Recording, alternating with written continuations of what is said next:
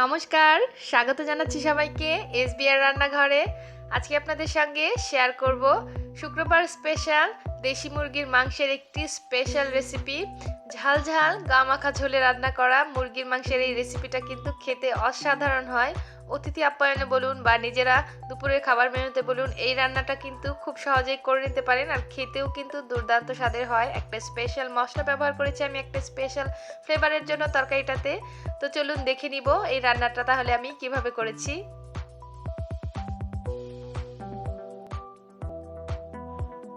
প্রথমেই কড়াইতে তেল দিয়ে দিচ্ছি পরিমাণ মতো। আমি মুরগির মাংস নিয়েছি 2.5 কেজি পরিমাণ, তো সেই অনুপাতে তেলটা দিয়ে দিলাম। আর ফোড়নের জন্য দিয়ে দিচ্ছি প্রথমেই আস্ত শুকনা মরিচ, দিয়ে দিচ্ছি একটা স্টার আনিস থেকে 2টা পাপড়ি ভেঙে নিয়ে সেটা আমি থেতো করে নিয়েছি, সেই ফোড়নটা দিয়ে দিলাম। আর দিয়ে দিচ্ছি তেজপাতা। এই স্টার আনিসের ফ্লেভারটা কিন্তু তরকারিতে খুব ভালো আসবে, ওই জন্য এটা ব্যবহার করছি, আপনারা চাইলে নাও করতে পারেন। দিয়ে দিলাম কালো গোলমরিচ, সাদা এলাচ, দিয়ে দিচ্ছি দারচিনি। এই রান্নাটা কিন্তু খুব সহজেই হয়ে যায়, কারণ আমি মশলাটা আলাদাভাবে আর কষাবো না, সরাসরি মাংসের মধ্যে দিয়েই মশলাটা কষিয়ে রান্না করব। তো দিয়ে দিলাম আস্ত জিরা 1 চা চামচ। সব ফোড়নগুলো খুব ভালো করে ভেজে তারপরে কিন্তু পেঁয়াজ কুচিটা অ্যাড করতে হবে। ফোড়নটা ভাজা হয়ে গেছে আমার, খুব সুন্দর একটা ফ্লেভার আসছে। তো এই পর্যায়ে দিয়ে দিচ্ছি আমি পেঁয়াজ কুচি।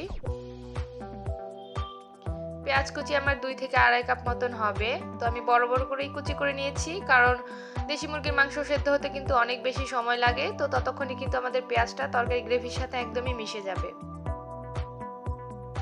পেঁয়াজটা এখন আমি একটু লাল লাল করে ভেজে নিব।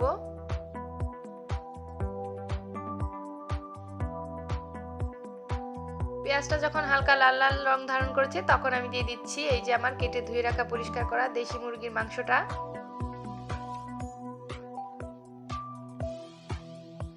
সম্পূর্ণ মাংস দিয়ে দিয়ে তারপর আমি একে একে সব মশলা দিয়ে দিব।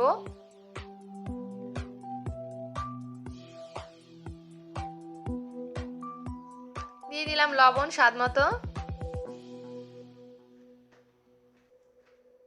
দিয়ে দিচ্ছি হলুদের গুঁড়া 1.5 চা চামচ পরিমাণ,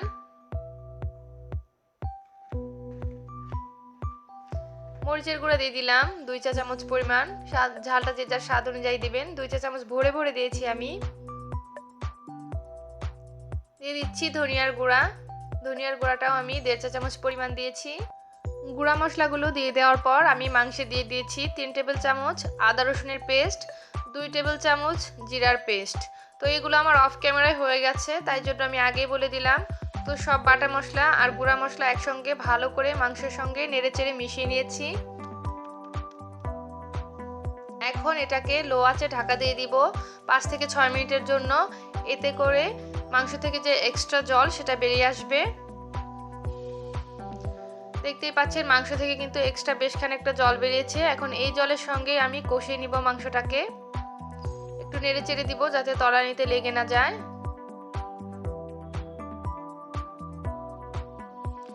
নেড়ে চেড়ে এখন ঢাকা চাপা দিয়ে এটাকে কষিয়ে নিব আরও 5 থেকে 7 মিনিট। 5 থেকে 7 মিনিট আমি কষিয়ে নিয়েছি মিডিয়াম আঁচে। দেখতেই পাচ্ছেন যে এক্সট্রা জলটা ছিল সেটা কিন্তু শুকিয়ে গেছে। এখন ঝোলের জন্য আমি জল দিয়ে দিচ্ছি। ঝোলের জন্য যে যেরকম ঝোল চান সেরকম জল দিবেন। তো আমি একটু গামাখা ঝোল করব, তাই খুব বেশি জল দিইনি, মোটামুটি মাংস সমান সমান হবে এতটুকু পরিমাণ জল দিয়ে দিয়েছি। এখন ঝোলের সঙ্গে মিশিয়ে এখন ঢাকা চাপা দিয়ে এটাকে রান্না করে নিব মিডিয়াম লো হিটে 30 মিনিট। 30 মিনিট পর আমি ঢাকনাটা খুলে নিয়েছি। দেখতেই পাচ্ছেন ঝোলটা কিন্তু একদমই ঘন হয়ে এসেছে। এখন দিয়ে দিচ্ছি এর মধ্যে ফ্লেভারের জন্য কাঁচামরিচ, দিয়ে দিচ্ছি 1.5 চা চামচ পরিমাণ ঘি। এখন ঘি আর কাঁচামরিচ ভালো করে মাংসের সঙ্গে মিশিয়ে দিব, তারপর একদমই লো আঁচে দমে বসিয়ে রাখবো 2 মিনিট। এরপর আমাদের তরকারিটা রেডি হয়ে যাবে খাওয়ার জন্য। আর আমি একটা মাংসের টুকরা উঠিয়ে দেখিয়ে দিচ্ছি যে কতটা সফট হয়েছে। দেখতেই পেলেন, জাস্ট চামচটা ধরা মাত্র গেঁথে গেল মাংসতে, এতটা সফট হয়েছে। তো হয়ে গেছে মাংসটা আমাদের, এখন দমিয়ে বসিয়ে রাখবো 2 মিনিট, তাহলেই খাওয়ার জন্য একদমই রেডি।